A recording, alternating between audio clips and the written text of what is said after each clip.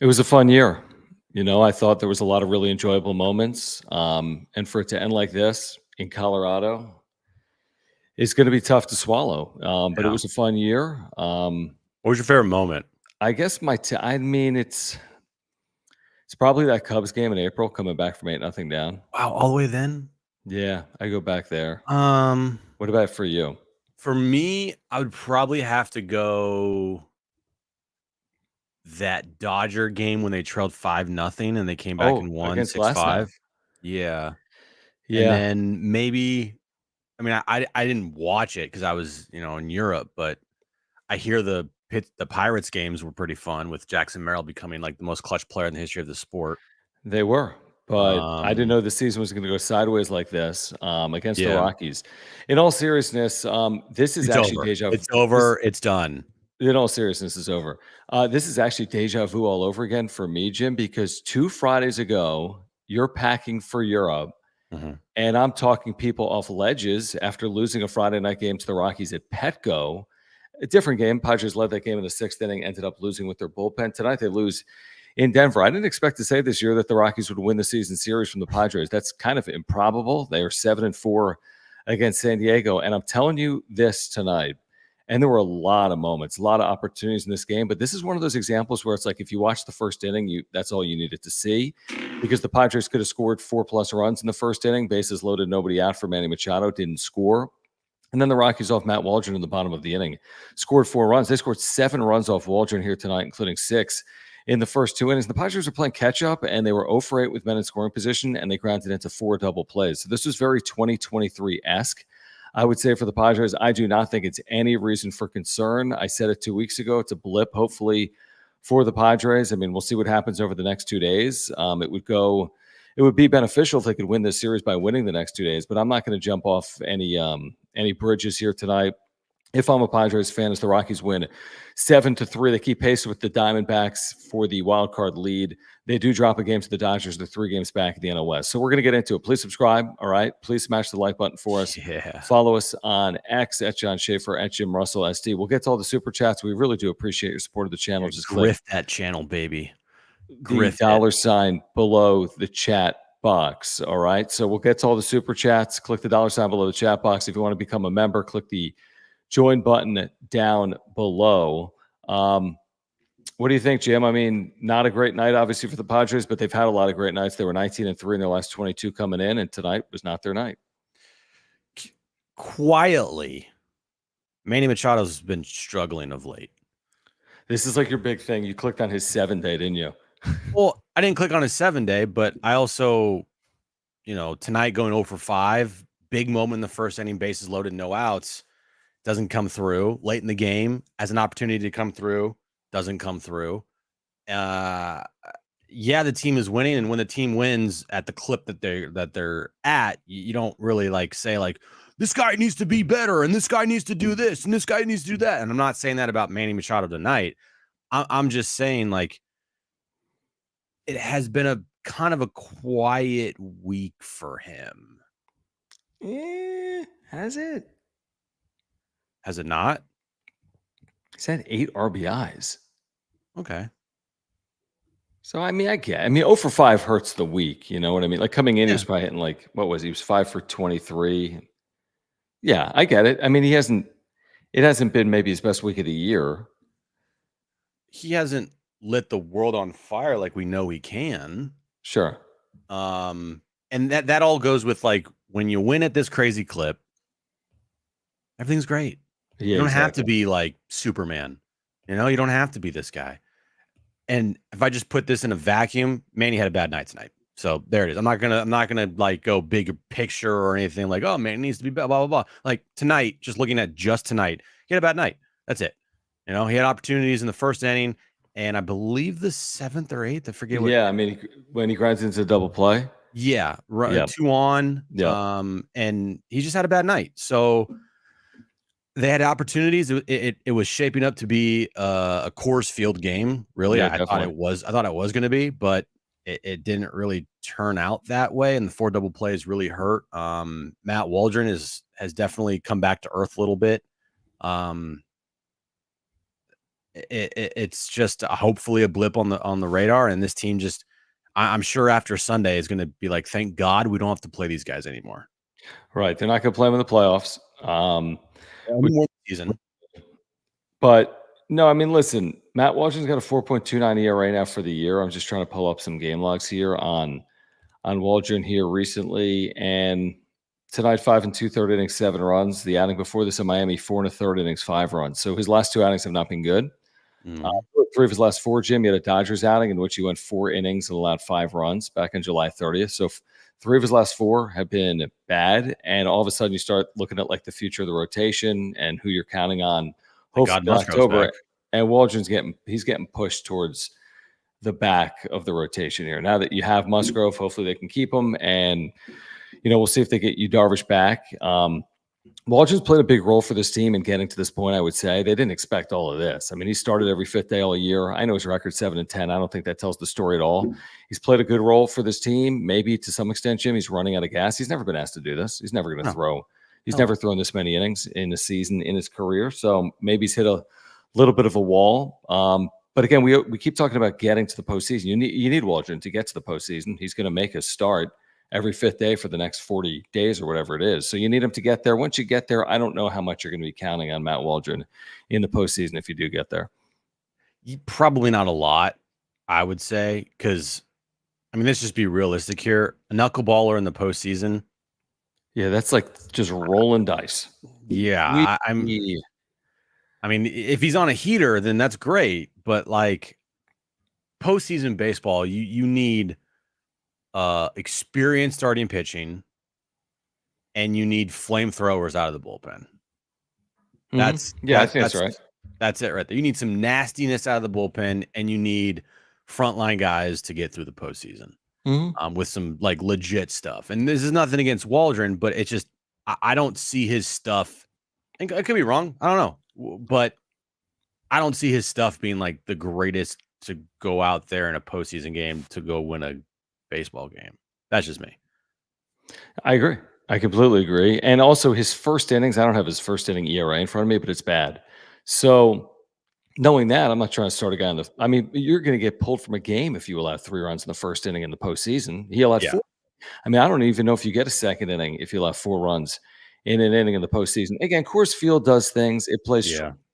And the Padres have not played there for forever, including this year. They blew a 5-run lead there the last time they were there in April. I thought tonight, I mean, there's so many chances, Jim. I was driving home. I hear the Ha-Seong Kim 2-run home run the second. I'm like, they're fine. They're fine. Then at 6-2, Bogarts, it's a home run. I'm like, they're fine. They'll find ways. And then kind of just got away from them from 6-3 to 7-3. And yeah, I know the Rockies have the most losses when leading by 4 this year late, but you can't do that every night. The Padres are amazing at coming from behind, and it's easier, quote unquote, in Denver and against a bad team and a bad bullpen. But you're not going to win more than 15% of the time trailing by 4 runs in the 7th inning. That's at a very good clip. So they kind of asked for this, and the double plays kill you. And for whatever reason, they had traffic all night long, 0 for 8 runners in scoring position. Even in the 9th inning, 2 on, nobody out. Double play kills you, ruins a rally, and it's just one of those games. I mean, I think they had opportunities in this game. They just didn't capitalize, and hopefully tomorrow against Kyle Freeland. Dylan sees Kyle Freeland. You're a big favorite, obviously. Tomorrow, if you're San Diego, and you just got to rebound, and you win tomorrow, rubber match Sunday, and, I'll take my chances if that happens. Yeah, it's again, it's not time to panic. It's not time to be like, oh my gosh, because I think this is just, and this happens with every team. You have that one team where you just don't play well against them for whatever reason. Like, for whatever reason, this Padres team this year just doesn't play well against the Colorado Rockies this season. Like, they're a significantly better team. It's not even close. One team's in the gutter. The other team's on their way to the postseason, hopefully. And for whatever reason, the Rockies have their number, So, I mean, take 2 of. I mean, going into this series anyway, I was like 2 of 3. You feel fine. Like 2 of 3, you're fine. It just gets a little tougher after you lose the first game, and Coors Field is so wonky and weird. I mean, you could have a 6-run lead and blow that thing in a second. Yep. So just get out of Coors Field taking 2 or 3 here, and never have to face the Rockies again this season. If there's good news, your bullpen's going to be rested now because you had the blowout win followed by an off day, followed by not a blowout loss, but a loss, a decisive one. Yeah, you use Yuki Matsui, but that was basically it. So you've had some relievers like Suarez and Adam and Tanner Scott have 3+ days off now. Yeah. So maybe that's, lose a battle, win a war in that regard. Cal Quantrill, I didn't think he was very good. I really didn't. I mean, this thing was tailor-made to score big a couple of times, especially early. I mean, you load the bases, nobody out of Coors Field and don't score, and that's 2023. And that hasn't happened a lot this year. And he goes 5 innings, and he's had a good enough year. I don't think it's been anything spectacular, but a good enough year. And then their bullpen's really not good, but it was good tonight. So I look at it like this. Same thing I said 2 weeks ago on a Friday night. Don't lose track of what they're doing. They're still since the break 19-5. That's who they are since the break. I heard Jesse Agler say something on the radio. This team at one point against sub 500 teams was 15-20 this year. Heading into tonight, they're 23-4 in their last 27 against bad teams, sub 500. So they're taking care of business against bad teams until tonight. And to your point, maybe it's the Rockies. Maybe it's just the Rockies for whatever reason this year. And if that's the case, okay. I mean, you've been good against the Dodgers. I'd probably rather be good against the Dodgers than good against the Rockies. And we'll see if that holds true or not later this year and then in the postseason as well, assuming they get there. By the way, I just want to say this. Can Charlie Blackmon retire? I mean, dude, how far did he hit that ball? Seriously. What was the distance? A million. I don't know. A million feet. I think he hit it 500 feet. It felt like it. I'm not kidding. This year, it looked like it. He's hitting 252 with 7 homers and 38 RBIs this season. But against the Padres, he rakes against the Padres. And I don't know if this is added in or if tonight's numbers are added into this, but I mean, his career numbers versus the Padres. You know what his career numbers versus the Padres are, John? I don't know exactly. I know he's got a career high in home runs, triples, and RBIs, I think, against the Padres. In 190 games versus the Padres, he has 35 homers, 104 RBIs, 124 runs scored, and he has 220 hits, and he's hitting 303. So he's killed them. He's killed them. I mean, he's killing them. How old is he? I mean, he's killing them at 40, 39, 38. He's 38. He ain't young. By the way, the distance on that home run was 450. My God. That's just 7 homers this year. I want to see what he's done for the Padres this season. Probably because he's had 8 against the Padres. Yeah. 8 of his 7. Hold on a second here. It's amazing how this guy can just make a career off of playing the Padres. Like, no. He's been a great player in his career. No, I know, but from now on, I mean, like he can just be on a team and just face the Padres, and he owns them. All right, versus the Padres this year. I don't know if this is added in, and I don't know if it's MLB or Baseball Reference. Okay, actually, he's sucked against the Padres this year, but Blackmon, lifetime, lifetime has been amazing. Like he always pulls something out of his ass where you're like, how did he just do that? It's just crazy how over his career he has destroyed the Padres. And I know he's had a very, very, very good career. He really has. But a lot of damage has come against the Padres. That's for sure. Yeah, I mean, to your point though, like I'm just looking real quick, and again, Coors Field has a way of elevating things, obviously offensively, but I'm just looking like he's hit 223 career home runs. And he's hit 293 career. His career OPS, Jim, home road, everywhere, 833. His career. Jesus. It's higher than Fernando Tatis' career, I think, right now. It's close. Ted would be like, these numbers don't count. No, I mean, they do. It's they true. do. I mean, you always have to qualify it. But, right. Yeah, I mean, listen, I see the Rockies coming into this, and they're like DFAing Elias Diaz earlier today, and they're not good. I mean, obviously, they haven't been playing well by and large. But I did say this today on John and Jim. They're good at home. Good enough. 28-32 is not awful at home. Like No, it's like 28 right and around the 32. Padres are at. Padres are Yeah, like, I think, a couple games over seriously, 500 at home. dude. Seriously. All right, let's get to the first super of the chat, guys. If you're here, subscribe. Year-on content for Padres fans. What is the Padres record at home? It's better than that. At this point, with the second half, they got to be 10 games over 500 at home. At home? Maybe not 10, 6. They're like, I think they're 13 games over 500 on the road and 3 games over at home. Is that right? Well, now they're 12 over on the road, and I think 3 on. They're 4 over at home and 11 over on the Okay. road. Okay. So yeah, I only knew 4 over. it That's was crazy. double digits on the Yeah. road and just a couple at That's home. crazy.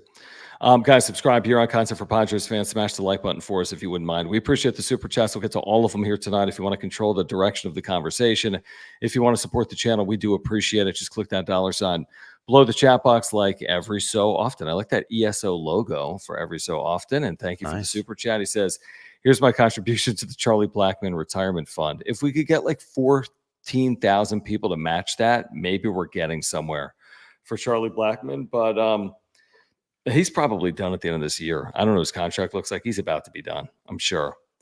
They're just going to keep him on the team to play against Padres DH. The Padres every single time, just for that one time that he has a big home run, and it's against the Padres.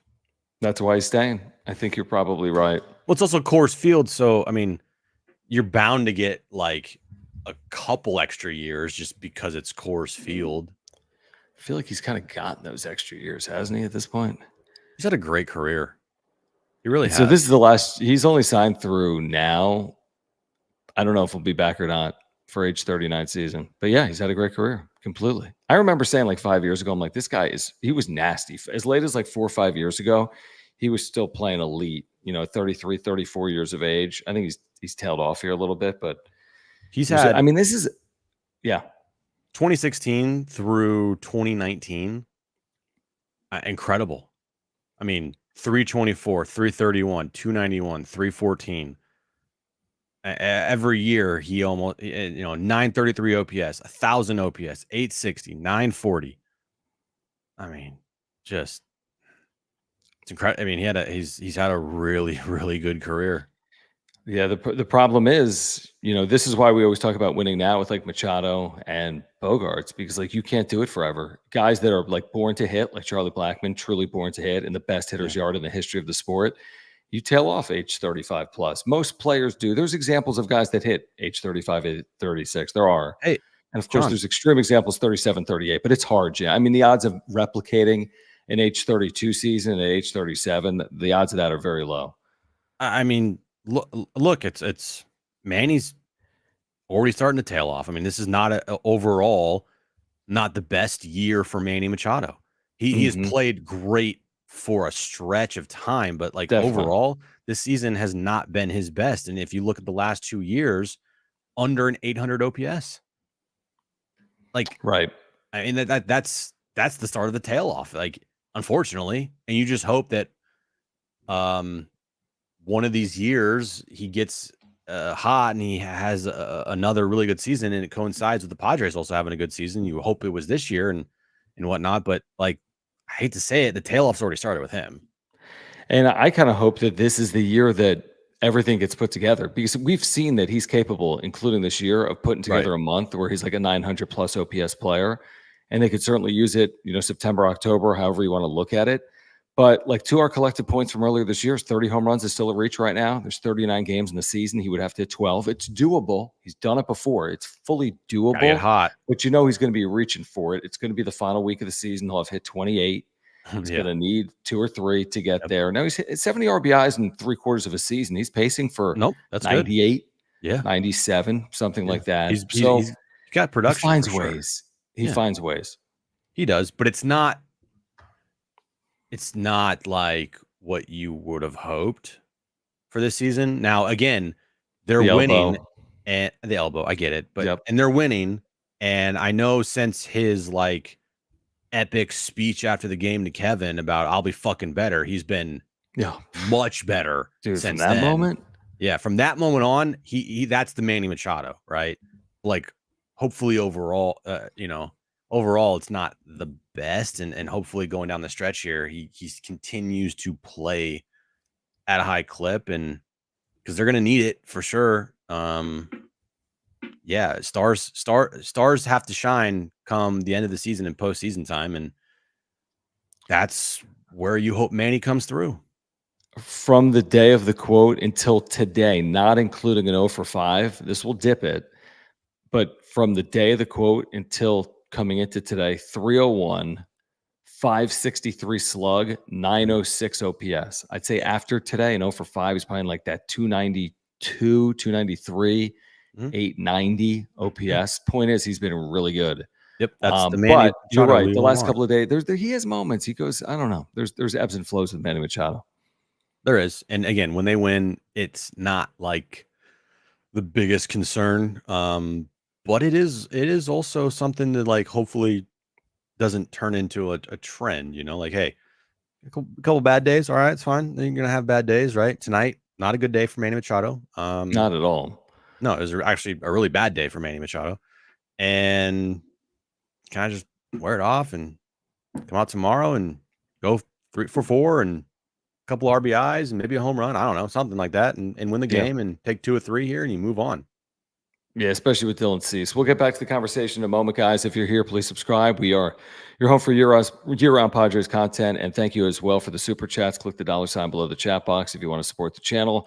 Can't do it without your support live or on replay. Can't do it without Mark Nimitz at Farmers Insurance. He's been with us since day one, which is 3+ years here on YouTube.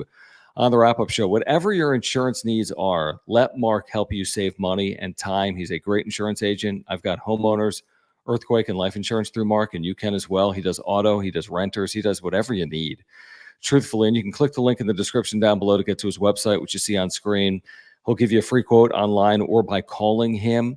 He's a lifelong Padres fan and a native San Diegan. He's been with us since day one. He has saved my family so much money. We had to file a claim in 2022. He saved us thousands of dollars, dozens of hours of time. So if you're looking for an insurance agent, before you just renew your policy, support the channel. Contact Mark. He's going to save you money. He's going to save you time. He's got great service and communication. Trust me on that. He's the title sponsor of the wrap-up show. If you have an insurance need, if you want to support the channel, make sure to support our title sponsor, Mark Nimitz at Farmers Insurance. Yep, information, if you don't know it by now, what's wrong, but still, it's on the ticker below, mnimitz and farmersagent.com. When you reach out to Mark, let him know that John and Jim from the wrap-up show sent you. Thank you here, Eric, for the super chat. Appreciate it. Just click the $ below the chat box. We'll get to all of them. Appreciate your support of the channel. He says, Buddy Black has a grudge for being fired 9 years ago. I actually don't think he does. I think he's a big-time fan of the city of San Diego. He played at San Diego State, obviously. No, I don't think it's a grudge. I think he's a good manager. I think he's been put in a really bad spot, truthfully, Jim, for years on end with this ridiculous front office that has no idea what they're doing. And I do believe that, but I think without Buddy Black, like really what are the Colorado Rockies? At least he gives them some type of identity over the last half decade. Yeah, he's the face of that franchise for sure. Yeah, it's not Chris Bryant. I promise you that. No, I think he's a good manager. He just has dealt and been in a situation where it's a really poorly run franchise. Completely. Like I don't even know who their GM is, but Dick Monfort, their owner. I mean, the last couple of years, they haven't sold off any pieces. Nothing. It's like, what are you doing? Yeah, Bill Schmidt. It makes no sense. I mean, if we were doing a Rockies wrap-up show, fire everybody. The crazy sell thing the is, team. and they draw because people in Colorado love the Rockies. You know, I mean, there's not a lot of teams in the mountain area. Time zone. Yeah, they had 32,000 tonight. I know it's Friday, but this team sucks.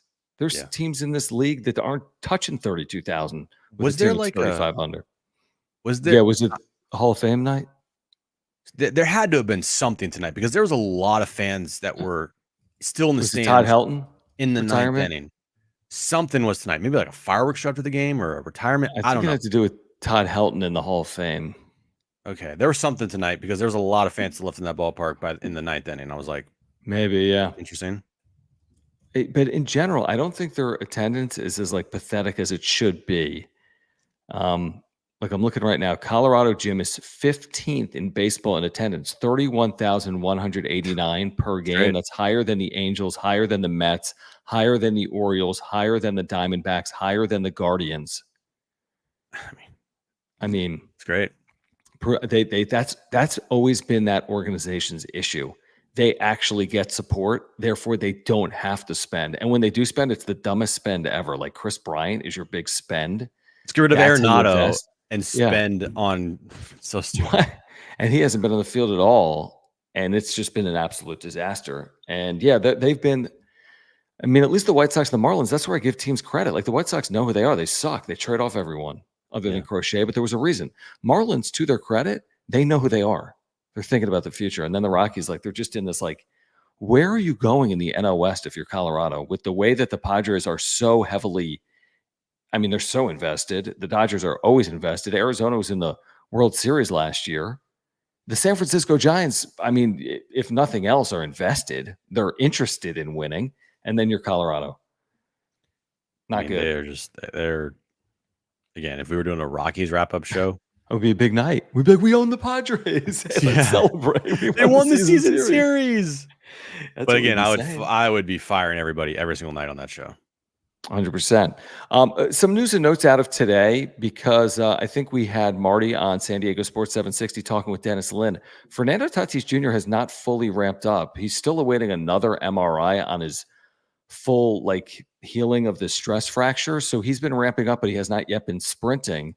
There was also a report from Dennis Lin with Marty that Yu Darvish threw again today in San Diego. That'd be the second time, I think, in the last 4 or 5 days, maybe 3 or 4 days, for Yu Darvish throwing in San Diego. But Fernando Tatis Jr., this is a holding pattern. We said it today on John and Jim. We weren't necessarily thinking about it, but it's playing out like this. It feels like 2022 a little bit, not with nobody predicted the PD thing. I'm not saying that at all. I'm just saying with the slow heal and the week to week just being endless and never ending and seemingly like no real end in sight when it comes to the return of Fernando Tatis Jr. It's a frustrating situation for sure. I'm sure mostly for him. I think it's also frustrating for the Padres as well.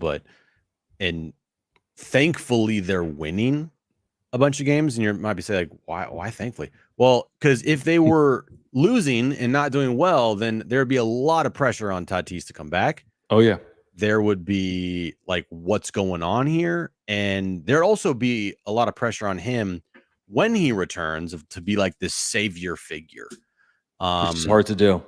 And I just, I had a lot of hope for him after last year because you're like, okay, while it was a down year offensively, you could justify it with not playing for 2 years and the surgeries and I know the PEDs, but still, like, for me, it was more about, can he get through a full season healthy? Can he get through a full season without any drama? And those two things happened. And the offense, you're like, well, you see it, but he was also dead tired, and it's understandable. And I was expecting a big year from him. I really was. I'm like, all right, cool. Last year, there's no like criticizing for his numbers. Mm-hmm. Instead, it was like praising for doing things that we were all just wanting him to do. That was a basic thing, which was stay on the field. No drama. And that's what he did. And he won Platinum Glove in right field, became one of the best defenders in baseball, best right field defensive right fielder in baseball. And then this year it starts some promise. He has that big moment against the Cubs. That was a big night for him. Yeah, it was. 2 homers. And then it's just like, wait, you got injured in the first week of the season?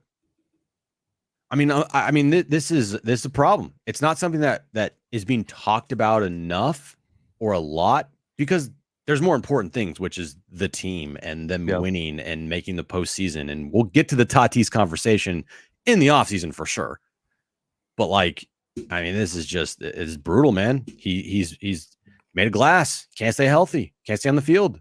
I think he's now played at 59% of eligible games since debuting in the big leagues in 2019, which is ridiculous for a 25-year-old. And again, the quote from Mike Schilt today is Tatis is, quote unquote, taking those next steps. Schilt did not divulge a timetable, added that Tatis would likely undergo an MRI at some point in the near future. So not overly encouraging. He went on to say he's definitely getting there. just still wanting some healing to take place before he ramps up. I mean, that to me isn't overly encouraging. No. The other updates were on Stephen Kolek. I mean, are we that concerned? I'm not. Expected return is in September, and then Stephen Wandy Kolek still in this Peralta. roster? He is, because he's got to stay on it. So he's got to be on the know. big league IL. And then Wandy Peralta, are we concerned? He's coming off a left adductor strain. He might be back this month. Well, all right, look at the bullpen. If Wandy Peralta is healthy enough to come back, and same thing with Stephen Kolek, who are you taking down? Who are you putting down? I don't know. Is it Sean Reynolds? No, hell no. I'm keeping Sean Reynolds up. He's better than both those guys. Well, Kolek has to return to the roster unless he stays on the IL for the rest of the year, which is possible. Will be on the IL for the remainder of the season. He has that's my guess too. Permanent injury of whatever. Yeah, I'm with you. The bullpen is the last concern I have. Exactly. Completely the last concern I have. So, I mean, the first concern I have is Fernando Tatis Jr. and Yu Darvish. So forget about Stephen Kolek and Wandy Peralta right now. Let's talk about, again, Yu Darvish and Fernando Tatis Jr. It was John Heyman that wrote today that the Padres hope he returns in September, which makes sense. Why wouldn't they hope he returns in September? He's thrown twice in 4 days, I think, Jim, something like that. So, and he's in San Diego. I don't know what it would take. I don't know what the next step is. He's not hurt. So I don't know where they go from here. He's not hurt. He's not coming off an injury. He just would have to be built back up to be a starting pitcher. Yeah. I don't know. I kind of was at the mindset of Darvish wasn't going to return. Mm-hmm. But if he does return, that would be a definite boost. I mean, if you drop him in September, I mean, that's a lot to ask. Now, he's a vet, and he knows how to get it done, and he knows his body, and he knows what to do. He's not some young guy. Yeah. But, I mean, that's a lot to ask, dude. It's just not something that you're like, okay, I need you to go 7 innings right now. Like, this would be like a ramp up. Like, hey, 4 innings here, 4, 5. And then all of a sudden, we're postseason. And you got to be like 100. You got to be ready to go. And to me, is that enough to crack the rotation in the postseason? Probably not. Well, it's kind of now or never on that, isn't it? It's like you either ramp up immediately. It's August 16th. Maybe you're back in the big leagues by September 1st-ish, and you make your 5 starts, maybe 6, and maybe then you're conditioned and can work in the postseason and pitch 6 innings. Because that's where Joe's at right now. Well, Joe's got the time to ramp back up. That's what I mean. That's where Joe is currently at, is he is getting ready. And I think the Padres are looking at this like, all right, we need Joe bad because we can't trust Waldron right now in a postseason series. You're not going to do that. I like Waldron a lot. He's had a great season for expectations, and this is a career year for him. He's not pitching for me. He's not starting a game in the postseason for me. I'm sorry. He's just not. I mean, who would start? Like, if you were in a 5-game series and you needed a 4th starter, that's where the Darvish part of it comes into play, because that's where you need Darvish, Musgrove, King, and Cease. If Darvish is healthy and he's pitched and he started pitching for this team and he was, I mean, I don't know how I would do it. I would definitely go Cease 1. And this is a conversation that probably shouldn't have tonight, even though whatever, who cares? Rockies, Padres, boring game. I mean, do you really go Cease, King 1, 2, and then Musgrove, Darvish? Like, I don't know. Based on everything that we know now, that's probably what I would do. I mean, Darvish is a million times better option as your 4th starter in a postseason series over Clevenger and Manaea. Oh, a million times. But that's only if they get to the NLCS. I mean, 5-game series. Okay. Because you would need a 4th starter in a 5-game series. There's only one off day. So you don't throw game 1 and game 4. But they didn't do that in 2022. Remember? They only had Darvish, Musgrove. Oh, no, they did. They had Clevenger start game 1. No, they did. Right. Clevenger start game 1. Yeah, I was going to say, there's only one off day. Unless you go short rest, that's what you're going to do. Okay. I mean, if your season's on the only reason, I mean, again, we're getting way ahead of ourselves, and the truth is they lost a game in the wild card race tonight. They stayed even with Arizona, but the Mets won. They're 5.5 up in a playoff spot. Sounds good. But Sounds good for now. 4 hours ago. It was 6.5, 4 hours ago. And there's only 39 games, but they're in good positioning. They're not in perfect 99.9% positioning yet. They're in good positioning. But in a 5-game series, you're going to need 4 starters, but they might not play a 5-game series to start their postseason if they're going to be a wild card team. Let's get to some of these supers rolling in, like this one from HBBBV. Thank you so much for the super chat. Appreciate it. Click that $ below the chat box. Talking about Colorado, he said so bad Arenado begged to leave.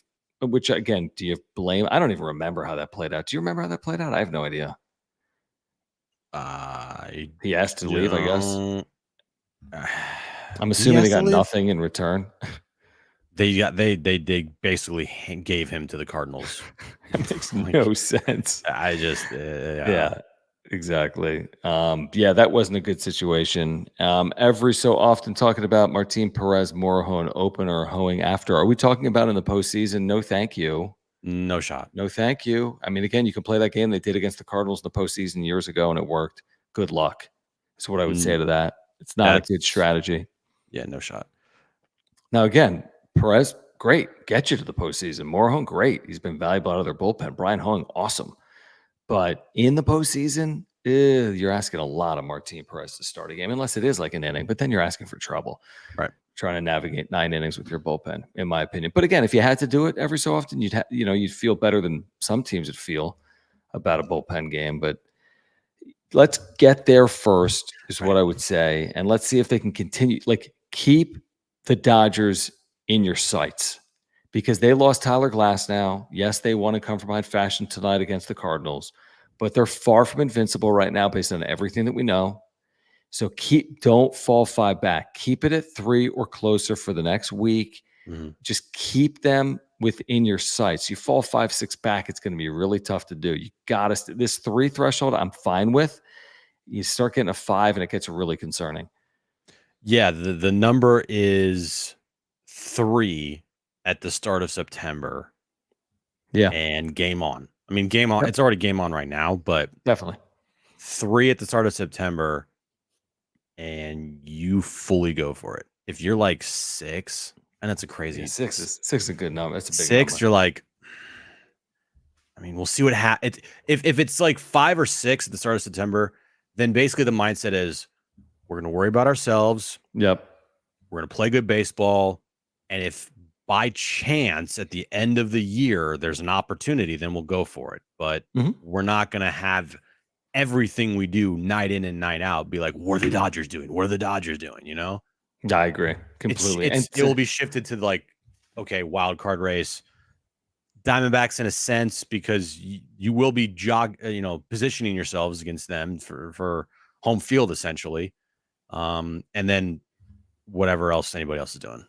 I mean, Diamondbacks tonight nearly pulled a rabbit out of their hat. Corbin Carroll, 2 outs in the 9th, hit a 2-run home run to tie it. 2 strikes, 2 outs in the 9th. He tied it, but then the Rays walked off in the bottom of the 9th inning in Tampa. So D-backs and Padres keep pace with each other. Braves lost. So both of those teams are 4 games up on the Braves, and then the Braves are a game and a half up on the Mets. So that's where you are. And then in the NL West, Dodgers 3 games better than both the Padres and the Diamondbacks. Again, enough time to certainly overcome 3 games. If 3 gets stretched out to 6, and it's the LA Dodgers, you're not feeling great about your chances there over the final 30-plus games. All right, let's tell you about Movaglobes, our partners here on the Wrap-Up Show. Great partner of the Wrap-Up Show. Great company based right here in San Diego. This technology actually invented right here, Cardiff by the Sea. They've got officially licensed Major League Baseball globes. They also have all these planet globes, including, look, Earth. USA is part of this. So if you want to take advantage of these, and by the way, they spin with natural or artificial light. They're incredible. You can see them. They're rotating. There's no cords. There's no wires. They just rotate all day long. They're phenomenal. My 5-year-old loves them. My wife thinks they're terrific. Great educational piece right here. A great gift, keepsake, awesome for the baseball fan in your life, home or work office. Use promo code PWS10, PWS10, by clicking the link in the description down below and get 10% off. I'm telling you, you're going to love them. Maybe you're a Padres fan, but your brother-in-law is a Cubs fan. They got all 30 teams officially licensed. Big-time supporters of the channel. Click the link in the description down below. Check out all their products, and remember to use promo code PWS10. That is PWS10. Look at Jim. His head is turned into a Padres ball. I am a Padres ball. I'm a Padres ball. Buy me and put me in your house. Yes. On your shelf. Look at those things spinning. Yes, John. We see that. You see that? I see it. Pick them up. Click the link in the description down below. Use promo code PWS10. We saw night one of Players Weekend. Higgy and Action Jackson and El Regadora. We saw the bats. We saw something now. Jackson Merrill tonight used a Maryland themed flag bat. We expect him to use a Star Wars themed bat at some point this weekend. The bats looked really good. Mm-hmm. My overall takeaway on Players Weekend is the same as yours. It feels to me like they try too hard with this event. If the players like it, okay, that's cool. They can switch it up. I think from a fan perspective, it's a little much. Very forced.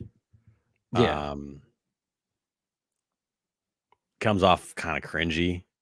Like, especially when like the broadcasts and like the social media accounts are just like shoving it down your throat. You're like, okay, really? Tim is awesome. Yeah. Oh.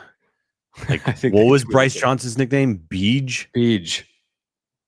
Okay. But I do think the bats are awesome. Like, I agree.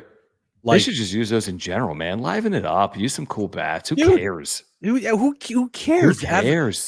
I mean, the like Tatis's cleats every night. Like, you know? like in the NBA, it's all. I mean, sneakers are everything. And who cares? Baseball. I mean, dude, just let these guys. Same thing with football. Even though football doesn't matter, they're the kings. Football, they're like everyone has these crazy cool cleats they wear pregame, but they can't wear it in game because of like a violation of the uniform. I'm like, what are we doing here, dude? Have some fun. Mm-hmm. I think the bats, gloves, the cleats, like let these players just go crazy. And I think it's awesome, that aspect of it. All the nickname stuff is just, to me, it's like, come on, what are we doing here? I don't like the jerseys a couple years ago, and they put the names on the back, and the jerseys were that was awful. I don't even like the come on, Mike. Emojis on the back of jerseys for like Brad Boxberger was the box emoji and the burger emoji. It's like, come on, guys. And the Padres had some of the worst Players Weekend jerseys I've ever seen in my life. They were just, and one year I remember that. Remember one year was like the road teams were like all black, and the home teams were like all white. All white. By the way, how about this, Jim? I'm reading it at MLB.com. It was they took a 4-year hiatus. This thing wasn't exactly popular. They haven't done it in 4 seasons. Was anybody sitting there like, man, we need Players Weekend back? That's what I'm thinking. So, okay, what did we? I'm just looking at like, what do we need to know? Not tonight was. This will be a time to show off players' personalities. That was Friday night. Do you feel that? Did you feel the personalities come out tonight? No. Personalities, friendships, and off-field interests was tonight. Tomorrow is Causes Day. The focus of this day will be on players' favorite charity and community efforts. Cool, good. You should have a day like that in baseball. Makes sense. Appreciation is Sunday. Players will celebrate the people who helped them in their journey to the big leagues. When you have a weekend that's dedicated to like trying to be fun, I think the last things fans want is you to have to like explain it to them. Like, hey, today is this day. You're like, what? I don't know. I think majority fans don't even realize what's going on. No one has any idea. By the way, Players Weekend also coincides with the Little League Classic in Williamsport between the Yankees and the Tigers. That's what they put in the article. It does. The Little League Classic has to do with Players Weekend. How so? Because it's children? I don't know. That's where we are. I'm kind of glad the Padres are on the road for Players Weekend because at least they didn't a little bit of a stretch. At least they didn't put the nicknames on the back of their jerseys. I know. Thank God. I think the bats though are freaking awesome, dude. Bats are cool. The caps are weird with the patches with the numbers on the side. Yeah, I don't really get that. I'm like, I didn't do the deep dive on it. I'm sure people here. I'm sure there's a reason. I think, dude, again, cleats and bats, dude, so cool. The Jackson Merrill lightsaber bat, loved it, even though he didn't use it tonight. All I saw was the no, not tonight. Bat. I didn't see it. Maybe it's tomorrow. I don't know. Maybe you can use it all weekend. I would hope so. It's Players Weekend. And Luis Ariz probably had one of the coolest bats, the Tony Gwynn bat. Did he use it on field tonight or not? He did not. I saw him use a regular bat. Jesse said that in his career, I think he's never used one because these guys are so religious Routine. about their Yeah. bats. Like I'm not like some dude for the Rockies was using a Mountain Dew bat. I'm like, dude, I'm trying to get a base hit. Like, Did you but see who there was somebody who used a pencil bat tonight and that's they pretty hit a cool. home run with it. That's really cool. I forget who I saw have it, but again, like those types of things are cool. Those are cool. Mhm. Those are cool for your sport. They're not like forced cringy Yep. stuff that comes off as like only plays to like the 5-year-old kid, which again, maybe that's what they're trying to do Maybe.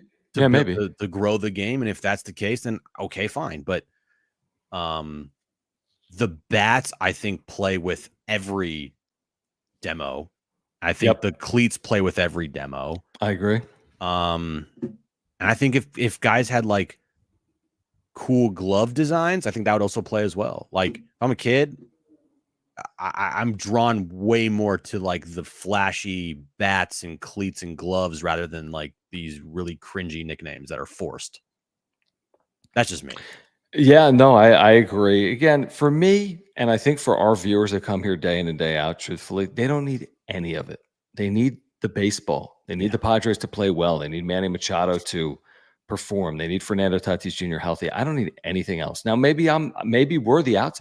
Maybe everyone here Loves is it. kind of like we're all baseball fans. Like they're trying to lure in people that aren't necessarily the diehard day in and day out. But I don't know how you do that, honestly. I mean, I guess if you're a kid, yeah, hey, I'm an 8-year-old. I'm going to go twice a year with my parents and I'm going to enjoy the game. And I don't know. I've never consumed it like that. When I've always been the way I've consumed baseball is not like, oh, let me one day a year I'm into baseball. And I've always liked it for the season.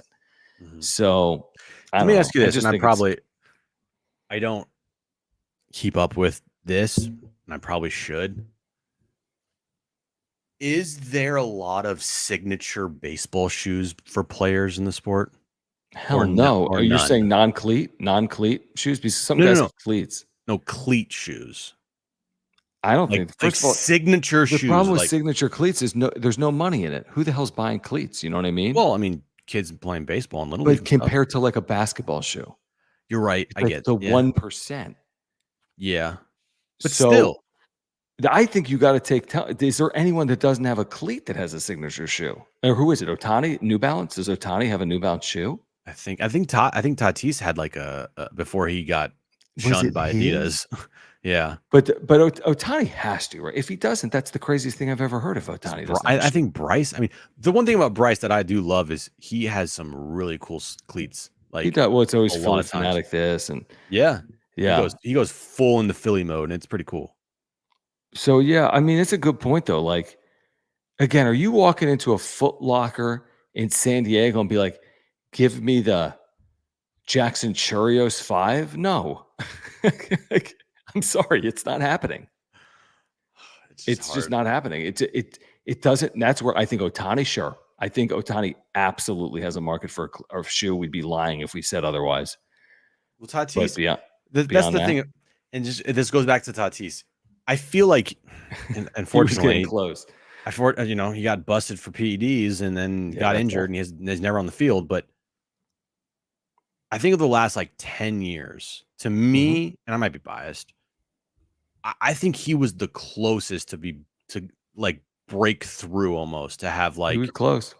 He had the signature sunglasses.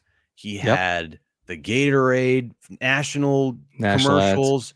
He had the sneaker. I mean, he did have the Adidas cleats, and I think he was on the verge of having Adidas like shoes, or maybe he already did. I don't know. And he had the cover of the 2K game or MLB The Show, excuse me.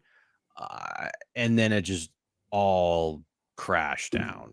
Like, I mean, it's all gone, man. I mean, not in San Diego. When he's healthy and performing, San Diegans love Fernando Tatis Jr. He's an excitable player, but I don't think he's the same excitable player than the one we saw burst onto the scene, even when he was healthy this year.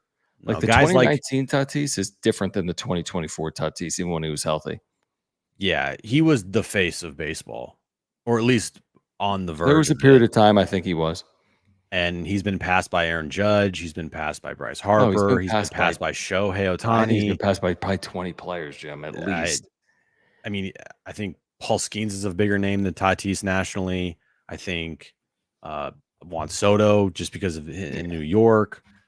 You're probably right. I think, you could probably name off 20 guys that are a bigger name nationally than Tatis. I mean, you can't tell me Mookie Betts isn't a bigger name. Freddie Freeman isn't a big. I mean, there's 5 bigger names on one team, probably.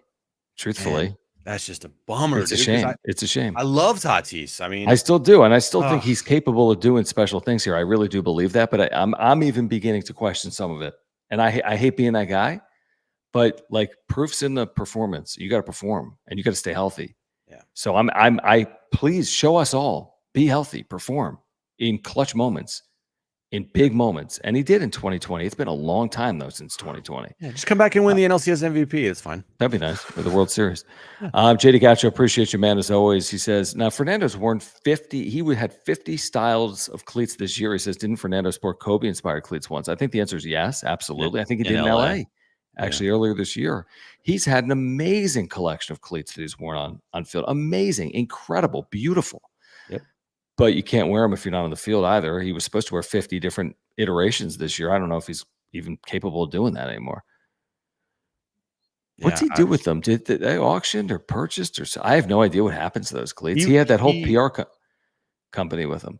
I think I don't know what he does, but he's worn some multiple times. Like I know he wore the Tiffany's cleats for a first week games. or 2 of the season. Yep. Every military Sunday here in Petco, he would wear the Bartlett cleats. Right? Were they like digi camo or were they? Yeah, the camo cleats. Yeah. Those are cool. And then he had the like alternating like 98 cleats, like Tony Gwynn ones. Dope.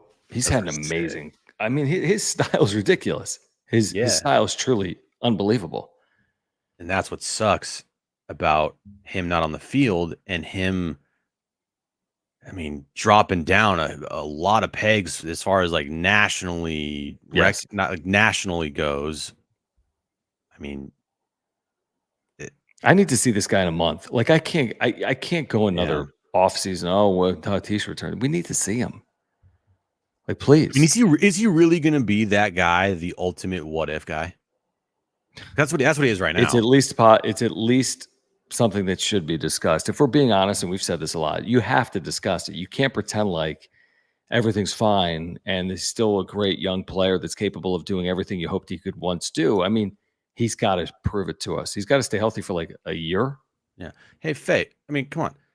Like we this is not hate. I mean, you got no. It's not. We're just saying it's kind of like It's just like a conversation. It's a conversation. It's nothing that's not factual with Tatis. I mean, he's injured. It's coming out of a place of like love. It's like it just sucks that you go back a couple of years and you're like, man, the sky was the true limit, but it doesn't. It just feels like there's been some doubt cast in there because you have to consider what's played out, don't you? Like he missed a full season and now he's missed a half season within like 2 seasons. Yeah, he is. He's missed a lot of time, guys. I mean, you look at his baseball. Look at the back of his baseball card. He hasn't played one season more than 150 games in his career. No. I thought it was 130. Did he? Oh, 130. Or last year he finally did it. He was 141 because he had the 20-game suspension, and then didn't he play 141 of 142? I need to look that up. He played he played almost every day. I need to look that up. 2023 played 141, which is a good number. It's a good number. But that's the most in his career by a lot. It is. To your point, he played 130. So here are the numbers. 84 in a full season, 59 out of 60. Great. That's not his fault. There was a pandemic. I always say that. 130 out of 162 in 2021. Not perfect. Didn't play in 2022. Suspended the first 20 games of 2023. 141 out of 142. He's played 80 this year out of 123. So he's missed 43. He's missed like 35% of the season right now. Will he play 100 games this year? No, he will not play 100 games. I don't think this year. There's 39 left. Will he be back in 19 games? Seems like a stretch.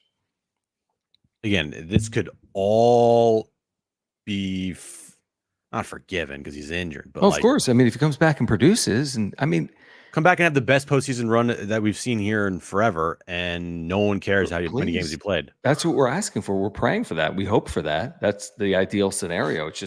It's a fair conversation. He's like, what if it doesn't happen? What if he gets hurt again? What happens next? You can't. Unfortunately, you just can't trust him, which sucks.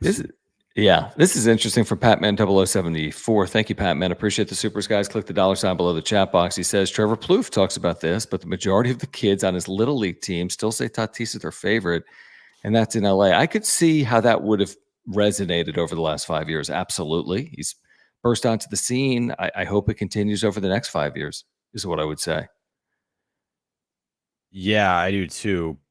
But also, it is a fact that nationally, you don't see Tatis as at all compared to 2021. Like the Padres even took him off their marketing for a period of time, like 2022. Do you remember? I think it was the NBA Finals. It was some championship. I think it was the NBA Finals. Okay.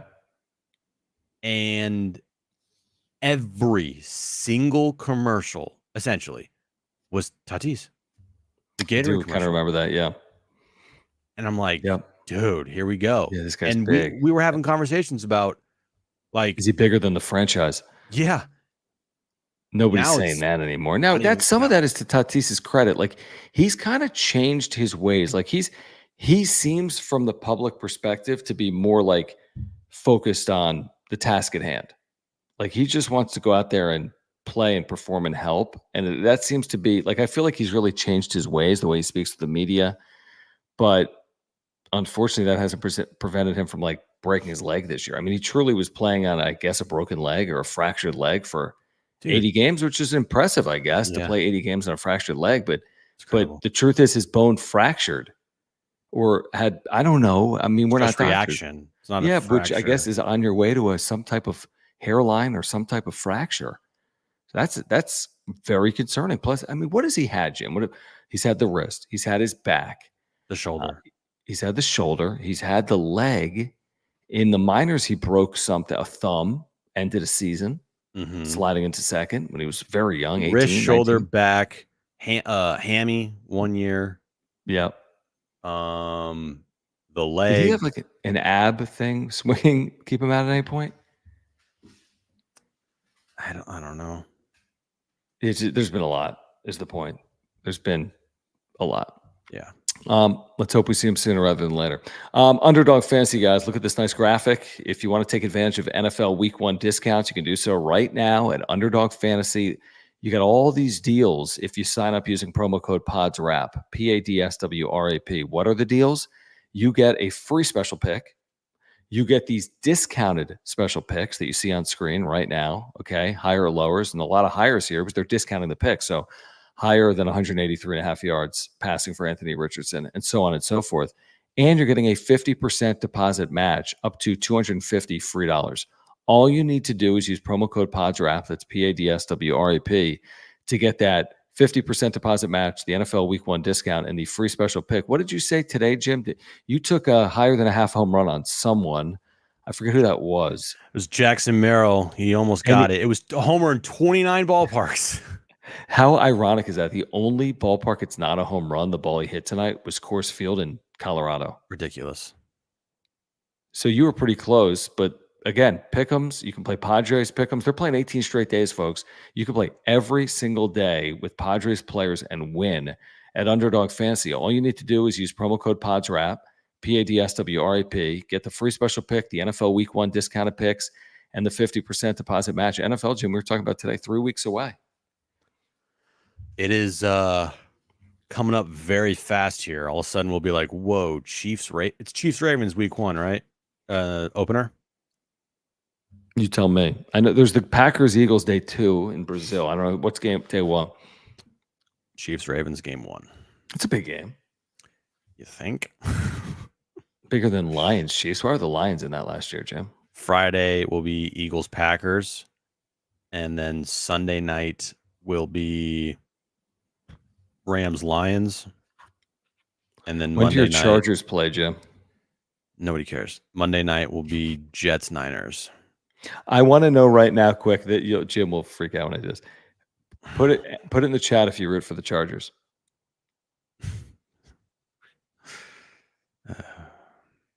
Put it in the chat if you root for the Chargers.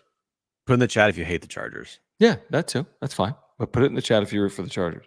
Put in the chat if you even know who the Chargers are.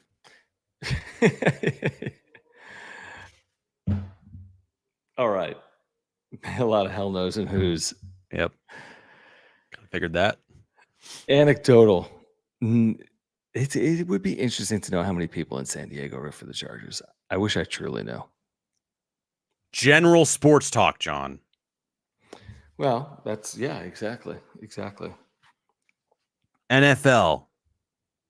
Sam Sanatorium is a big Chargers fan. Huge. So at least one of these people. First of all, how dare you? This is funny to watch.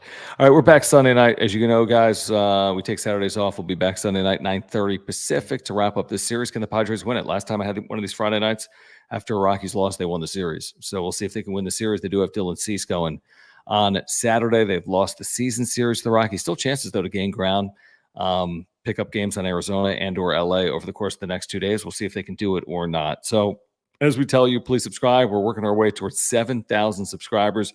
With your help, if you haven't subscribed, we're the home of Real Padres Talk. Please subscribe. Smash the like button for us. You can follow us on X at John Schaefer, at Jim Russell SD. Thank you, HBBBV, who says Dick Montfort over Dean Spanos. That's kind of funny. Appreciate the super chat. Support our partners, Mark Nimitz at Farmers Insurance. He's the title sponsor of the wrap-up show, MOVA Globes. Use promo code PWS10 and get 10% off. Let me show you one right here. Boom. And again, Underdog Fantasy, we told you about them. NFL Week 1 discounts, free special pick, and a 50% deposit match if you use promo code PADSWRAP. That is Pods Wrap. Padres lose in Denver 7-3 to the Rockies. They've lost the season series, still 19-5 in the second half. We'll catch up Sunday night at 9:30. For Jim, I'm John. This has been the wrap-up show.